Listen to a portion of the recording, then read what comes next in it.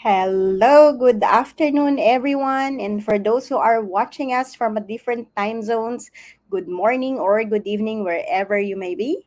My name is Marilyn. For those who are new in this platform or who just saw me for the first time, I'm the CEO and founder of Customized Training Solutions Private Limited or CTS. And as we have been doing this, we'll no longer do any longer introduction for you. But if you're interested to find out more how we can collaborate with each other, how we can work together, we will be sharing some links below later after this interview. And again, this interview is or will benefit C levels or senior managers who would like to stay relevant and adapt to the next normal, business and team leaders who find it stressful to lead and ensure performance of a hybrid team, and those individuals who would like to level up their leadership skills. And today it's my great pleasure to introduce Carla. Carla Caswell is a digital nomad who splits her time between Bali and Australia. She is a well-being strategist for high achievers individuals. Carla has helped hundreds of professionals and athletes worldwide to maintain their peak performance without sacrificing mental and physical health. She regularly speaks to professionals and students, empowering them to master their professional performance. As a skilled, compassionate mentor, Carla empowers individuals and teams to overcome stress, anxiety, and burnout, helping them achieve optimal well being and success. And without so much further ado, I'd like to bring in Carla. Hello, Carla. Hello. Thanks so much for having me here today. It's my pleasure to have you, and it's very exciting because we just get to meet each other through lunch club, right? And we Yes. enjoyed our conversation. And I said, like, oh, I must have you in my show in this live stream, so that at least more people can actually benefit from our conversation, right? And it's interesting as well, Carla, because you're both a digital marketer as well as working on as a well-being coach, right? Which are like some of the top, I would say, like skill that people must have in this new normal or next normal, however you wanted to call this. So before we start, I would like to invite our audience, especially those who are watching us on a live, to join us in this conversation. Ask your questions, or even like share with us what's your takeaway from this conversation with Carla. So, without so much further ado, I'd like you to share with us your leadership journey. Basically, like who are your influencers? If you have a favorite leadership style or styles, what are those? And how would you like? How did you get through your journey into this stage where how you define what leadership is for you now? So Yeah, please. absolutely. It's I mean, a journey is such a good word because I think, leadership is a constant learning and evolving. And like you say, we live and exist in a world now where things are so different to what we used to. And, you've got remote working, which is a whole new dynamic. And there's just a whole nother level of kind of leadership skills that are being highlighted now that are really, really necessary, and how we interact with our teams, our colleagues, those above us, below us, all of that kind of thing. So for me, I spent almost 20 years in the digital marketing space. I worked from media owner side, as well as on the agency side as well, um, both having very different dynamics. So from a working in sales teams versus then working in more strategy teams. So it comes with its own complexities in terms of managing people and expectations and outputs as well. And I think for me, as I've kind of gone on my journey, I think if I'm honest with myself, I probably started out in quite a traditional leadership kind of Mhm. mindset. And it was a bit old school, it was maybe a bit dated. It was sort of just do what I say as opposed to like leading by example. And Mhm. obviously I learned that wasn't very productive very quickly. Mhm. um, but I think my leadership style is definitely one of building a sense of trust. I Mhm. think when you build that with the people that you work with, immediately you're able to improve all the other aspects. So when you look at things like communication is key, especially in you know advertising is a very fast-paced, high stress environment.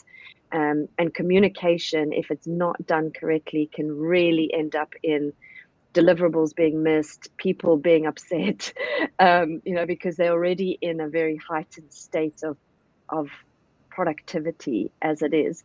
um, so I think for me, it's very much about a very like open door policy, so to speak. It's a very much building that trust, and I think it's really about as well allowing people to deliver within their own capabilities as well. So I'm really about self motivation, and I really want people to be able to do things the way that works for them. Like, I don't like the idea of dictating, obviously everything has processes and procedures, but I like people to be able to be fluid within that because we all work differently. We all have different creative methods. Mhm. And to get the best out of people is really to allow them to be the best version of themselves. And so I would say somebody like Stephen Bartlett really, as a leader, really inspires me, because I think he really takes that core essence of understanding the human being Mhm. into his leadership style. And it's less about, this is how I want it and how it must be done. It's more about this is what the output is. How you get there is up to you, just as long as you deliver at the end of the day. Um, so yeah, I think that one of I'd say probably the three biggest things for me when it comes to leadership is communication. It's Mhm. absolutely key, and I think that's not just in business; that's in life in general. Um, trust, and then building that commitment. So that self motivation when people feel Mhm. that they can really step up and be in their own success and in their own way of delivering, I think that really builds commitment to their Mhm. work, to their life, and all of that kind of thing as well. And then, obviously, from a well-being perspective, I love my threes. So my three things are definitely, mindset, um, activities, physical activities, and I was going to say fitness, but that kind of labels it a bit too small. So it's more physical activities and nutrition. Um, and I think all these things are becoming even more and more important, especially I think with remote working now as well, where that the well-being of being kind of isolated from a team is super, super important. Yes, thank you so much for sharing that with us. And I really love that you made mention that your favorite leadership style is about building trust and building relationships, right? And at the end of the day, as I'm flashing the summary of what you've said, that leadership has to come with communication, trust, and building that commitment, right? Yeah, And yeah, obviously you came from sales as well, and advertising is always like, as you mentioned, fast paced, right? And we're really about around, when we talk about business, it's always around output, right? But again, the question then is like, how are you balancing it with creating that output and yet being able to still manage to have that well-being, right? You've mentioned around physical fitness, as well as having to work on your nutrition as well. And yeah, that's really I would say like what quite a number of organization, I guess, are missing out as well, right? Yeah, Without like really having in mind that, in our invitation to this session, we have made mention around like how can you actually balance that, having that peak performance with keeping that well-being on hand, right? So how yeah, can we balance that? So, and again, that's about leadership, right? Being able to balance that, building that relationship and the well-being of the employees that you work with, right? So thank you so yeah. much for sharing your journey, your favorite leadership style, as well as I'm not sure if I get it correctly, but you've made mention about your influencer, which is Stephen Bartlett. Did I get it Yes, right? Who yes, actually inspires you, as you've mentioned, right? yeah. So thank you so Yeah, much. and I think you touched on something really interesting there is that balancing the well-being and your performance at work and even in your personal life, Mm-hmm. it comes down to leadership. And I think it's also about self-leadership. It's True. about taking the responsibility on yourself to Mm-hmm. lead yourself into success. Yes, you can have great mentors and great guides and great bosses that can, help you, but at the end of the day, you have to take ownership of your own success, and that comes with self-leadership as well, which I think is so important. Exactly, exactly. Thank you for reminding us and highlighting that as well. Because at the end of the day, again, it starts with you, right?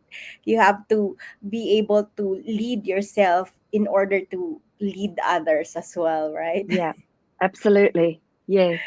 Yeah. So thank you for that sharing, for sharing with us your journey. And from like what you've shared, being in a um advertising agency, having like a fast-paced type of work. So from your experience working in a corporate world as a corporate leader, and now working with corporate leaders, coaching them, what would you say would be the top three problems that they normally face? Yeah, I think it kind of circles back to the things that I said, that I find really important is that often communication Mm-hmm. is very difficult, and it's not Yes. always an easy thing to do. It sounds easy in theory, but it's not always an easy thing to do when you've got multiple personalities you're dealing with, and um, you know, as a leader, you've also got pressures that a lot of your team or that don't really know about. So I think like communication in just being really open is so important, and also a lot of unsettledness comes from just the not knowing. True. And I find like if you can just let people know like what's going on in the greater organization, what's happening, where it's going, what are their values, what is the purpose, those are the kind of things that help people to feel more secure in their roles. It helps them to feel more open to sharing their own concerns um, or ideas. Even when you allow that open communication, you can have so much more creativity as well that flows. So I think that's something that a lot of organizations really struggle with. um, and then again, I think it's building that self motivation. I think a lot of organizations can tend to want to sort of dictate the way things are done. Or, even as a leader, you tend to impose your own way of doing things sometimes inadvertently on other people, and you kind of have those expectations that that's how they should do things. And I think that's something you really need to um, bring into it, is probably one of the struggles as well, is expectations. Mm-hmm. um, Expectations can be one of the biggest hindrances to performance. It can also be the greatest asset to performance. So if expectations are, you know, really clear, and they are understood by everyone, and are also achievable, I think then there's so much more scope for people to really just step up and perform because they know exactly what's expected of them. But if we keep that in a gray area, or we impose our own expectations onto somebody without them knowing what that expectation is, we're just going to end up with, sort of clashing, and people not feeling worthy or delivering something in a different way and thinking they'd done a good job, but it wasn't what the output was needing. Um, so I think those three are kind of three things that really come up quite often. Yeah, thank you. Thank you for sharing that with us. Again, that's open communication, which I mean, communication has been always, I would say, the main problem, not only in businesses, but also in personal relationship, right? So The lack of it, or the lack of openness, I guess. Like, yes, as you specify it, it has to be an open communication, not being able to, uh, like, be open for feedback as well, and not having that psychological safety, I guess, that yes, part of it, to be comfortable enough to be open enough with your communication, whether it's a crucial conversation, or it's even like just an idea that you'd like to bring out in the organization, or even in the family, right? So communication is really key to everything. I remember the summit that I have organized in 2021 with other amazing speakers, 48 of them. oh wow, And like, one of the topic, or one of the day is actually themed around communication. So one half day is actually meant for that, because a lot of companies have really like struggled in, especially like the communication when it's online or mm, virtual. It's kind of different from how you actually communicate in person, right? Imagine like, absolutely, communicating in person is already like a challenge for most, because yes, again, like you've mentioned even in the first question, that people are different expectations, different perspectives, they take things differently, right? And so yeah, it's really like, how can we actually adapt to that person's uh, way of communication, right? That's also yeah, important. And some more absolutely, that we're not really seeing the person, we cannot connect the same way as in person, right? Connections that yeah, we can't even see some of the nonverbal communications when we are in front of the laptop. So those yes, are struggles that we face, especially during the last 2.5 years of the pandemic, right? So definitely, and it's important that there's always constant, and again, it has to be a proper way of communicating with others as well. And you've mentioned another two, which is building self motivation.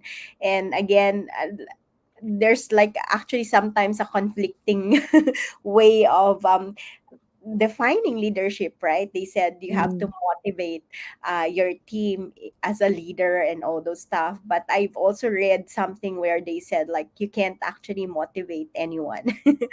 yeah, That's the reason why I guess you said building self motivation. You have to motivate yourself in order to do things the right way, right? Or yeah, in the way it is. Again, that goes to number three, is expected of you. And I also remember that conversation with a group COO of Air Asia before, where he said like, um, you have to use the power of three, where you give them just three of the expectations for them to create that output, and wait absolutely, until they get to to that, and l- make sure that they understood what is expected of them. And again, like what absolutely. you said earlier, right? It's also important, to know what output are expected of them, right? Yeah, Especially, absolutely. And that's so true because I think anything in life, whether you're starting a new hobby or a sport or anything, like we don't process more than three instructions at a time. And so, it's also about being self-aware, as a leader, that you are dealing with another human being. And like you say, especially with, virtual teams and that now, Mm-hmm. You've got people who are working and running their house at the same time. They've got True. all these other expectations, and being very self-aware allows you to understand those things and be able to communicate what's required, and what's acceptable, what's not acceptable, and like you say, just being able to help people to feel so empowered to do their job Mm-hmm. that they are able to motivate themselves and lead themselves to the level of output that they want to achieve. Exactly. And I really appreciate as you actually identify all those top three problems leaders do face. You've managed to somehow answer my next question, which is around like what are the important capabilities and uh, probably like what can they do to address all those problems. You somehow covered some of them, but I guess if there's anything more that you'd like to add, or in our invitation we actually included like tools to manage work dynamics to be more productive and efficient. Maybe you can give us more content or like more tips on that part. Yeah, to be more productive. I think it's also, I think now as well with working virtually with a lot of a lot of teams, I think it's really important to still manage your day like a work day, because I think there's definitely a tendency when you're working from home to work much longer hours, and to not take regular breaks, and those sorts of things that I think, when you were in an office environment, you would tend to go have a cup of tea, or you would have a conversation with a colleague, or so you would have these sort of micro breaks through the day that just allow your brain to reset, and to then get back into another task or continue on that same task. So I think it's really important to not forget those little things just Mhm. because you in a room by yourself at home. um, and I think as well, there's things like the Pomodoro technique where you Yes. can set alarms and work very productively like that. Then one of the things I also think is super important is understanding your your productivity cycle, so to speak. So, a lot of people work much better in the morning than they do in the afternoon, or some people work better later. And I think it's really important to understand when is your peak performance time Mhm. in the day, and make sure that you're doing your most difficult tasks during that time. Mhm. Because if you're trying to utilize your most energetic part of the day and you're just doing sort of mundane tasks that don't take a lot of cognitive function, then you're going to really struggle to get out that piece of work that's a bit of a challenge for you later. So Exactly. I think that's really, really important, is just being really clear on understanding yourself. And again, we keep coming back again, it's a bit of that self motivation, self leadership. Um, you know take take some time to really understand how best you work, and then communicate that as well.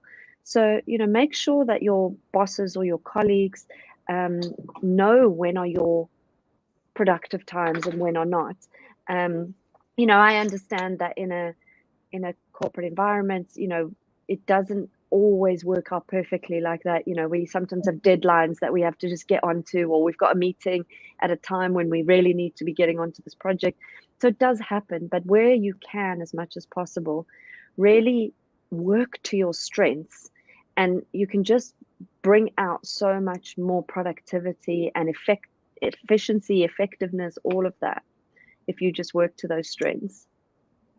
Wow, thank you for all those tools and tips that you've mentioned. I managed to summarize some of them. The Pomodoro techniques that you've mentioned. What I understood, I actually attended a productivity boot camp last time by ACES Innovation. And this Amazing. is one of the techniques that they taught us. But as to whether I'm able to to apply it on a regular basis. I'm not so sure, but it's basically like having like 25 to 30 15 to 30 minutes, and then have a short break and all those stuff. I'm trying to incorporate as much as I could, but I'm the type of person when I work, I'm so focused, like Absolutely. but at the same time, like what you mentioned, you have to understand yourself well, having a clarity on how you actually work and how productive you are at a certain timing. Like in my case, I'm never a morning person. Yeah, So my mind works better after the morning. totally. I mean, I always remember, when I worked in teams, I always used to make a point of identifying my teammates and my colleagues, like when are they at their best. And Mhm. I know that some of people in my team, like, don't ask them difficult questions before they've had their coffee, like just don't even bother, and that way you can actually just work so much better together without, because if I had come in my, I am a morning person, so I'm ready to go, and that can be very annoying for somebody who's not. So Exactly. if I come in straight away and I'm, straight into questions and technical things, that person's just going to, immediately get their defenses up. Um, and so it's really important to, know your own strengths, but also, be aware of everyone's different. Be aware that people in your team may work slower or faster than you, or they, also know their strengths. That's the point of, like, working in teams, especially, is let's work to each other's strengths, because that's the way we can actually become more productive, become more efficient, and enjoy our days. Exactly, exactly. And that, highlights how important it is to also like manage working relationships better, right? Because if you understand how others work effectively, productively, then you're able to leverage on that peak performance, right? As well. Absolutely. Yeah. Yeah. So Especially if you're on deadline. exactly, right. So I really appreciate it. And if there's anything that like obviously one of the top capabilities or skills I'm hearing from you from this conversation is really so much more around communication and having that balance on again on the well-being, right? So Yeah. in your work today, I guess it's more relevant for you now, right? In the work that you do today, how would you relate it in your own experience or story, if you can share with us in terms Yeah. of like those capabilities or skills? How are you, or even personally, how are you actually like using it for you Yeah. to get that peak performance? Well, yeah, great question. Because for me, the reason I'm actually doing the things I'm doing now in terms of the well-being, strategy in the workplace, and working with leaders, is because I went through that journey myself, where I didn't take care of all those things. I didn't find that balance. And I just kept pushing, and I just kept, doing all the things. And I ended up in burnout, and I ended up in hospital.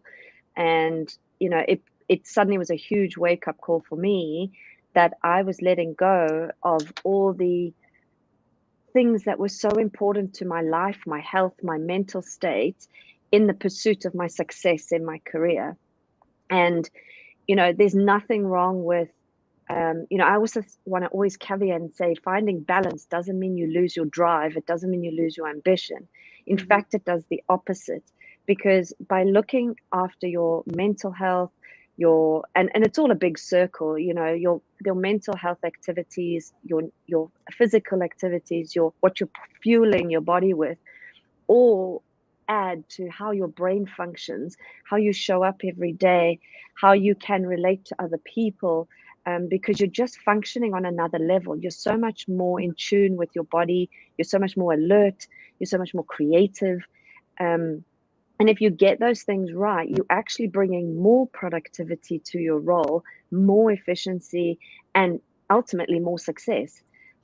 Because if you're able to perform better, you're able to then get the roles that you want to get, or win the client that you wanted to get on, or deliver the project that you're working on so much more efficiently.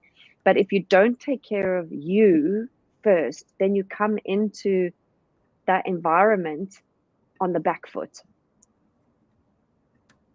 Yes, and we couldn't highlight it more, right? That there's a need for that balance for us to to be really able to function well, right? And I Yeah, remember that conversation I had with Dave Ulrich where he made mention or highlighted that part of the well-being, right? Because at the end of the day, how can you perform when your body is not or is giving up, right? So as you totally. mentioned, right, you have to take care of that mental health, your body, your physical. And again, like what you've said, it will like even help you. This is I need to continue this. I don't think it can fit in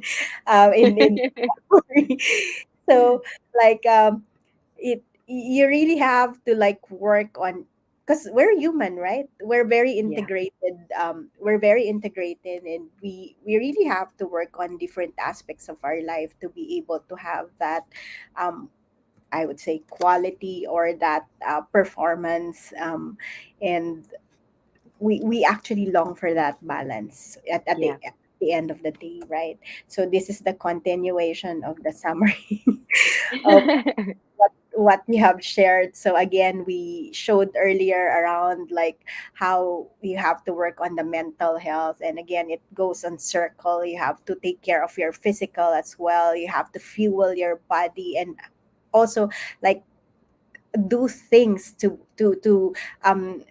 make sure that your brain functions well, right? And Absolutely. if you are able to manage that, then that's where that goes out externally as well. Work on yourself internally, and then Yes, that actually shows up externally as well on how, like what you've said, how you can relate to the other people, how we can function, how do we go to the next level, right? So I really yeah, absolutely. appreciate all those reminders from you, and I'm sure like our audience, whether they're watching us live now or will watch us on a replay later on, they will definitely get a lot of things from this conversation. So thank you so Yeah, much. no And problem. so that leads me to my last question, which is a very interesting, I would say a very interesting and a very open question. So my next and last question would be, if you have a magic wand that you can use, what will you do with it? Oh gosh, oh, that would be great, wouldn't it? Yeah. Having a magic wand. I even have Um, some guests who would make like three wishes or so. yes, yeah, like the genie in the bottle. Exactly. Um, I think for me, it probably would be something as simple as just making everybody the healthiest version of themselves. Because I think when you are that version, you're unstoppable. You can do anything, you can create anything, you open yourself up to opportunities, you attract brilliant stuff into your life because your energy is so positive, your energy is good. So I think, if I could just make everybody, you know, their most vital and healthy, I think that would just, they'd all be able to create the life of their dreams, without even thinking about it. Wow, that's really amazing. I really wish you have your magic wand. Even Yeah, without this, I I guess. could use it some days too. At least even without the magic wand, for sure, with the work that you do right now as a well-being coach, it's something that you have been doing based on your capacity, based on your knowledge, and at least based on the story that and your own journey towards it, right? Mm, At least you are able to share that with your customers, even with this through this very short conversation. At least you were able absolutely. to absolutely, yeah, to share your story, your journey, and how important it is to like work on ourselves to create that healthy version of us in order to be unstoppable. Because at the end of the day, it doesn't make sense that you're smart, you're wealthy, but if you don't take care of your health, all those will be gone, right? Yeah, It's nothing without you being able to manage to have that balance, right? absolutely. And I think, we unfortunately live in a world that's very much about external gratification. And Mm-hmm. so we're constantly looking for and searching for and purchasing things to make us better, to make us healthier, to make us that. But actually, where we need to be investing is internally, like you said. We need to be investing in keeping ourselves healthy and performing at our best physically and mentally. And then the rest is easy. True, true. Thank you so much for that message. So, before we end this conversation, is there anything more that you'd like to add or share to our audience? No, I think we've covered quite a bit today. But I think, also the one thing I always say to my clients is just start small. Like, you don't need to change everything today. Just start small and make consistent small Mhm, steps every day. Um, it's interesting because I think it's Robert Kiyosaki. I kind of use his values in mhm, my coaching in terms of, in order to be a, a peak achiever, you actually need to live your life like an underachiever. So mhm, you need to just be doing small steps every day consistently. You don't need to be shooting lights out, just every day working towards that goal, working towards that dream, taking care of yourself, getting a walk in, eating that, making that healthy choice. mhm. Thank you. I really appreciate that. I love that reminder. we we just need to start small, right? It's easier if we hear that, right? Not Yeah. having to do everything, and because that will really derail us from where we're supposed to be. And again, like it's a journey that we have to take, like what I mentioned in the start of this conversation. Leadership is a journey, the same way as Yeah. us working on ourselves, right? So thank you so much for this meaningful conversation. I really love it. Really so much around leadership communications and well-being, which we all need. and and of course, I'd like to thank our audience for joining us today. And for those who will be able to see or watch us on a replay, feel free to join us. I'll be tagging Carla to answer any questions of yours. And if you have any takeaways that you got from this conversation, feel free to share that with us as well. And do join us in these conversations, interventions that we create to be able to create a better world to live in, right? Because it's possible. And Absolutely. remember that even the richest investors in the world would say that investing in yourself is the best investment you can ever make in your life. So, with that, we would like to leave you. Again, thank you, Carla, and thank you for Thank you. those who are watching us live. Um, so, we would like to leave you with this quote, that if your actions create a legacy that inspires others to dream more, learn more, do more, and become more, then you are an excellent leader. Thank you so much for being an excellent leader today. And oh, Duncan, thanks for this interesting chat, ladies. Thank you so much, Thanks, Duncan, guys. for joining us. I'm glad you said hi to us and joined us today. So thank you so much, everyone. Stay safe and join us Bye. again on our next conversation. Bye for now.